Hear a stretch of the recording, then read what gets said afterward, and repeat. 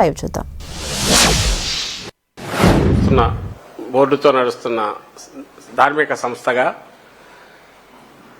అంతకుముందు తరువాత ఉన్న సిస్టమ్స్ కంటిన్యూ అవుతున్న నేపథ్యంలో 14 నుంచి, ఎందుకంటే అప్పుడు టీడీపీ కూడా ఉంది కాబట్టి ఆయన కాన్షియస్గా ఇక్కడికి తేవాలంటే మనం 14 నుంచి కూడా చూస్తే రేట్లు ఎట్లున్నాయి ఒకసారి చూస్తే 14 నుంచి ఇది ఎప్పటి వరకు 19 వరకు మొత్తం ఇప్పటి వరకు వచ్చిన రేట్లు ఇవి. మీరు పైనుంచి చూస్తే తెలియజే ప్యాటర్న్ అది 290 ఉంది, 350 ఉంది, రకరకాలు మారుతూ వచ్చింటాయి. ఆ రేటుకే వచ్చినాయి. అది వాళ్ళ హయాంలో అయినా, వైఎస్ఆర్సీపీ హయాంలో అయినా, టీడీపీ హయాంలో అయినా, వైఎస్ఆర్సీపీ హయాంలో అయినా, చంద్రబాబు నాయుడు గారి హయాంలో అయినా, జగన్మోహన్ రెడ్డి గారి హయాంలో అయినా అవే ఉన్నాయి. మీరు గమనిస్తే వీటన్నిటిలో ఎక్కడ చేంజ్ వచ్చిందంటే నెక్స్ట్ వేయండి. ఈయన స్టేట్మెంట్ ఇచ్చిన దగ్గర నుంచి ఈ గవర్నమెంట్ వచ్చాక ఫస్ట్ది మీరు చూస్తే అది మన నెక్స్ట్ దాంట్లో వస్తుంది. వీళ్ళ దగ్గర నుంచి వచ్చినాక సెప్టెంబర్తో మొదలు పెడితే 25 అక్టోబర్ వచ్చేసరికి 104% రేట్ పెరిగింది. 35%, 41%, 475, తర్వాత 495, నేరుగా 513, 600, 716. సరే, తర్వాత మళ్ళీ కొంచెం ఇదవుతూ వచ్చిన ట్రెండ్ కనపడుతుంది. ఇది ఒక ప్యాటర్న్.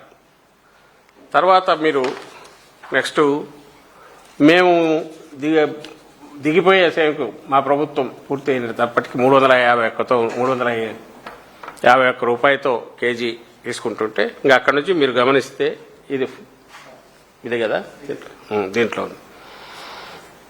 మీకు ట్రెండ్స్ కనిపిస్తాయి.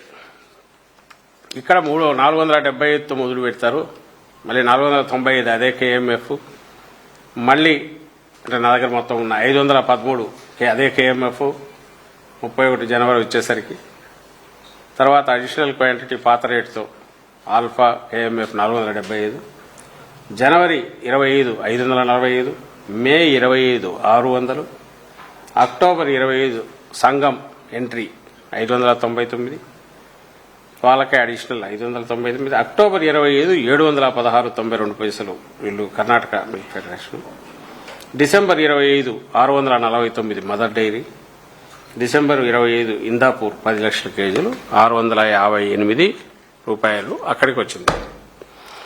ఈ మొత్తం దాంట్లో మనం గమనిస్తే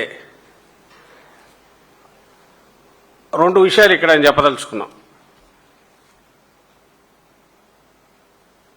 వైఎస్ఆర్సీపీ అంటే 14-19 మధ్యకు, 19-24 మధ్యకు, మళ్ళీ 24 ఇప్పటి వరకు ఈ 2 ఏళ్లు తీసుకుంటే ఇప్పుడు వీళ్ళు ఏదైతే ఆరోపణ చేస్తున్నారో టెండర్ నిబంధనలకు సంబంధించి వాళ్ళ హయాంలో 14-19 ఎండ్లో టెండర్ నిబంధనలు మేము టైటన్ చేసి వైఎస్ఆర్సీపీ ప్రభుత్వం వచ్చినాక ఏదైతే వాటిని ఆమోదించిందో అవి వైఎస్ఆర్సీపీ హయాంలోనే వాటిని సడలించడం వల్లనే ప్రైవేట్ కంపెనీలు వచ్చాయి అని.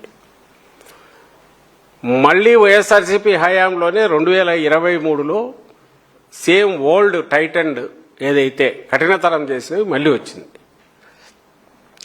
సడలించిన తర్వాత వచ్చిన కంపెనీలు కఠినతరం చేసిన తర్వాత కూడా టెండర్ వీటికి సంబంధించిన కండిషన్స్ దేవర్ కంటిన్యూయింగ్, అవి మళ్ళీ ఎలిజిబిలిటీ సంపాదించుకున్నాయి, సప్లై చేశాయి.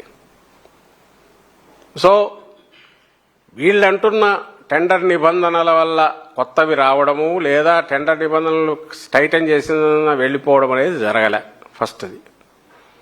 సెకండ్ పాయింట్, ఏదైతే క్వాలిటీ స్టాండర్డ్స్ 14 నుంచి మొత్తంగా తీసుకుంటే అవి మొత్తం రిజిడ్గా చేసో కొత్త ఎక్విప్మెంటో ఇంకా చిన్న చిన్నవి కూడా పట్టుకోవడానికి అవసరమైన state of the art latest equipment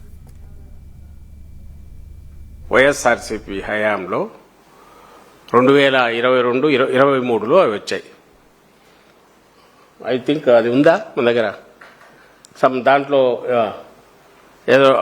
ఏదైతే కల్తీ పట్టుకోవడానికి బయట ల్యాబ్స్కు CFT-RI పంపనవసరం లేకుండా బీటా సైటోస్టెరాల్ అట్లా ఏదో ఆ పేర్లు కొన్ని, వీటికి పోలెన్స్కి టెస్ట్ అని రకరకాల ఈ మధ్య మనందరికీ అలవాటు చూసి ఇదే అయిపోయినాయి. ఇంకా ఏమేమి ఉన్నాయి ఇక్కడ, సాఫోనిఫికేషన్ సంథింగ్ ఇలాంటి టెస్టులు ఇవి ఉన్నాయి.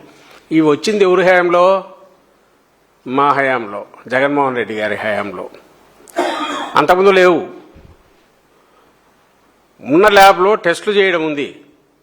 అలాగే వాళ్లను వాటి యొక్క మన డబుల్ చెక్ అంటే వాళ్ళ సెల్ఫ్ సర్టిఫికేషను ప్లస్ FSSAI వాళ్ళ అప్రూవ్డ్ ల్యాబ్ నుంచి సర్టిఫికేషను కల్తీ లేదనేది తీసుకురావాలనే స్టిపులేషన్తో పాటు బేసిక్ వీటితో టెస్టులకు అంటే వాసన వాటిని చూడడము, సెన్సరీ వీటి ద్వారా వాటి చేయడము, దాంతోపాటు బేసిక్ టెస్టులు ఉన్నదాన్ని తొలిసారి మా హయాంలో జగన్మోహన్ రెడ్డి గారి హయాంలో 23లో ఎక్కువగా వాటిని స్టాండర్డ్స్ పెంచారు. టెస్టింగ్ స్టాండర్డ్స్, టెస్టింగ్ ఎక్విప్మెంట్ వచ్చాయి. 1-2 ఇన్స్టాల్ చేయగానే మొదలు పెట్టాలనేది అప్పటికే ఆర్డర్ ప్లేస్ చేశారు. తర్వాత వచ్చింటాయి. ఈ గవర్నమెంట్ వచ్చాక ఒక్కటంటే ఒక్కటి కూడా నాకు తెలిసి అయితే కొత్తవేం రాలా. Same they are continuing. నేను ఎందుకు ఎంతగా చెప్తున్నానంటే నేను సిట్టు వాటి జోలికి పోవట్ల. ఆ ఆరోపణలు దానికి సంబంధించి ఎలాగ డ్యూ ప్రాసెస్ నడుస్తుంది, ఎవరి మీద ఛార్జ్ షీట్ వేసినారో, ఎవరి మీద ఉన్నారో ఈ ఛార్జెస్ ప్రూవ్ చేయడానికి వీళ్ళు ప్రయత్నం చేయడమో, లేదా వాళ్ళు దాని నుంచి బయటపడడానికి వాళ్ళ ఎవిడెన్స్లు వాళ్ళు తెచ్చుకోవడం, అది కోర్టులో జరుగుతుంది. నా పాయింట్ నేను అంటున్నది, నువ్వు ఏదైతే జంతువులకు కల్తీ అనేది చెప్పడానికి నువ్వు ఆరోపణ చేయకి ఆ రోజు అన్నావో, ఆ తర్వాత ఇప్పటికి 24 సెప్టెంబర్ అంటే 25 అయిపోయి 26 ఈరోజు మళ్ళీ మార్చి వచ్చింది. అంటే 1.5 year పైన అయింది. నువ్వు ఏం మార్చావు, ఏమి కొత్తగా ఎక్విప్మెంట్ పెట్టావు, ఏ టెస్ట్ల ద్వారా నువ్వు అప్పటికంటే ఇంకొంచెం క్వాలిటీని రెగ్యులర్ బేసిస్ మీద అసెస్ చేయగలుగుతున్నావు, ఏ టెస్టులు పాస్ అయినందువల్ల వీటన్నిటికీ 716 రూపాయలు ఇస్తున్నావు. ముందు ఉన్న టెస్ట్లే నడుస్తున్నాయి, ముందు ఉన్న క్వాలిటీ స్టిపులేషన్ స్టాండర్డ్స్ అవే నువ్వు అడుగుతున్నావు, అడిషనల్ ఏం లేవు. మరి ఆ రోజు కల్తీ అనుకుంటే ఈరోజు 716 అప్పుడు కల్తీ కాకుండా ఎట్లా పోయింది? ఒక క్వశ్చన్. సెకండ్, ఈ గవర్నమెంట్ వచ్చాక కూడా 2024 సెప్టెంబర్లో 475కు సప్లై చేసిన KMF అక్టోబర్ 2025 వచ్చేసరికి 716 ఎట్లా పోయింది, ఎట్లా చేసింది? అలాగే ఇంత రేటు పెంచినప్పుడు మార్కెట్లో 500-550కి కిలో నెయ్యి, కేజీ నెయ్యి విత్ ప్యాకింగ్ దొరుకుతుంటే ఇక్కడికి 700-650 ఇప్పుడు ప్రివైలింగ్ రేట్లు, ఇంతకుముందు నేను చూపించిన ఈ రేట్లకు ఇస్తున్నప్పుడు ఎందుకు పోటీకి కాంపిటీషన్కు పోటీలో కంపెనీలు పెద్ద పెద్ద కంపెనీలు దిగట్లేదు? ఎందుకు రావట్లా? అన్ని సింగిల్ బిడ్లన్నా ఉంటున్నాయి, లేదంటే ఈ ముగ్గురు ప్లేయర్సే ఆడుతున్నారు. ఇక్కడ ప్యాటర్న్ బాగా క్లియర్గా కనపడుతున్నది. మీరు దీంట్లో చూస్తే ఫస్ట్లో KMF కొద్ది రోజులు అయ్యాక రేటు పెంచుకుంటూ వచ్చేంత వరకు దాన్ని